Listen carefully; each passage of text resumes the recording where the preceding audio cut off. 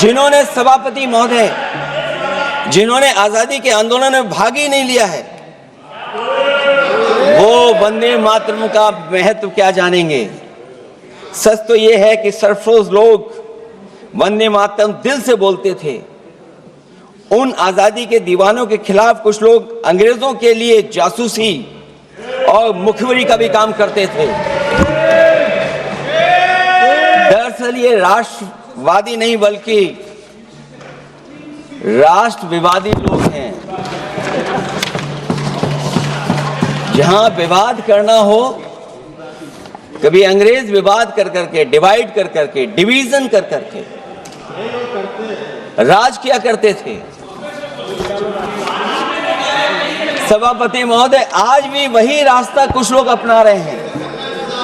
वो डिवीजन का रास्ता अपना रहे हैं, डिवाइड का रास्ता अपना रहे हैं, दरारवादी रास्ता अपना रहे हैं। इनका इतिहास खंगाला जाए कि इन्होंने आजादी के पहले और आजादी के बाद वंदे मातरम क्यों नहीं गाया। ये सभापति महोदय, आज जब हम वंदे मातरम पे इतनी चर्चा कर रहे हैं, जिस भाव से हम लोग यहाँ बैठे हैं, कम से कम ये भी खंगाला जाए इतिहास में कि वंदे मातरम कुछ लोगों ने कब गाया।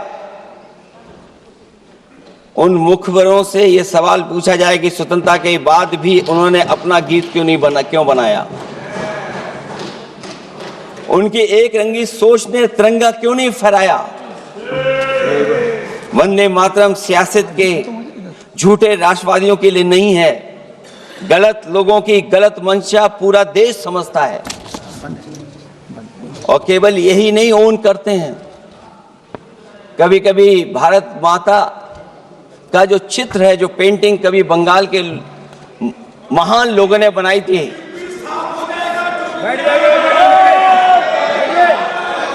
सभापति महोदय इनको देख लीजिए, इनको देख लीजिए और फिर बैठ जाओ। सभापति महोदय, राजभर जी आप बैठिए, आपके नेता सभापति महोदय, वंदे मातरम का भाव ये भी था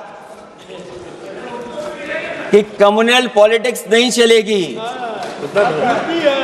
और कम से कम हमारे उत्तर प्रदेश के साथियों ने कम्युनल पॉलिटिक्स को अंत किया है वहां पर जहां से कभी इन्होंने शुरू की थी। और सभापति महोदय, वंदे मातरम एक भाव के रूप में हमारे अंदर बसा है।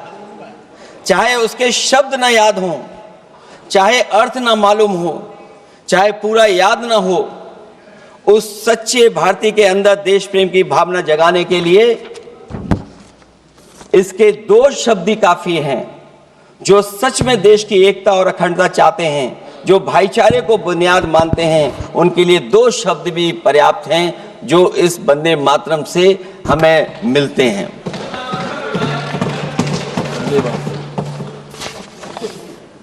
दूसरा किस्सा सुना दो अध्यक्ष महोदय। सभापति महोदय, इनका इतिहास खंगाल लीजिए, पूरा निकाल लीजिए।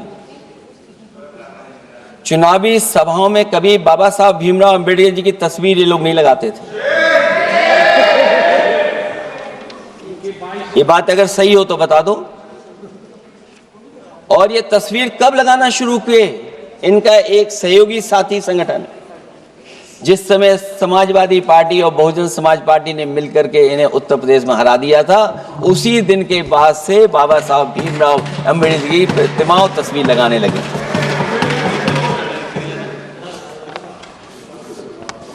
इसलिए सभापति महोदय,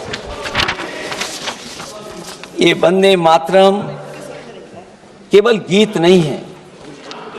गीत के साथ साथ आज हमें ऊर्जा भी देता है। उस समय क्रांतिकारियों को ऊर्जा मिलती थी, एकजुटता का नारा था, हम साथ लेकर के चल रहे थे सबको, और देश के सभी लोगों ने जाति धर्म को भुला करके एक साथ मिलकर के वंदे मातरम के सहारे अंग्रेजों को भगाने का लगातार कोशिश की। और अंततः परिणाम ये हुआ कि जब देश जागा, वंदे मातरम के साथ साथ जय हिंद का नारा, इंकलाब जिंदाबाद का नारा लगा करके अंग्रेजों को इस देश से भगाने का काम किया। आज सभापति महोदय, जब हम चर्चा कर रहे हैं, हम कैसा देश बनाना चाहते थे और किस दिशा में हम लोग देश को ले जा रहे हैं। सभापति महोदय, मुझे अच्छा लगा कि प्रधानमंत्री जी ने वो बात याद दिलाई कि अंग्रेजों के जमाने में अगर बच्चे भी वंदे मातरम गा देते थे तो उन्हें देशद्रोही के कानून से जेल भेज दिया जाता था। आज जब हम आजाद हो गए हैं तो आज देखिए उत्तर प्रदेश में क्या हो रहा है कि जो प्राइमरी स्कूल है वो बंद किए जा रहे हैं। 26,000 से ज्यादा स्कूल बंद हो गए।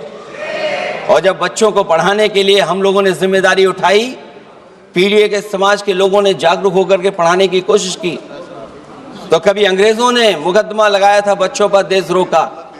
आजादी के बाद भारतीय जनता पार्टी की सरकार ने वहां पर मुकदमे उन पे लगाए जो पढ़ने गए और जो पढ़ाने गए।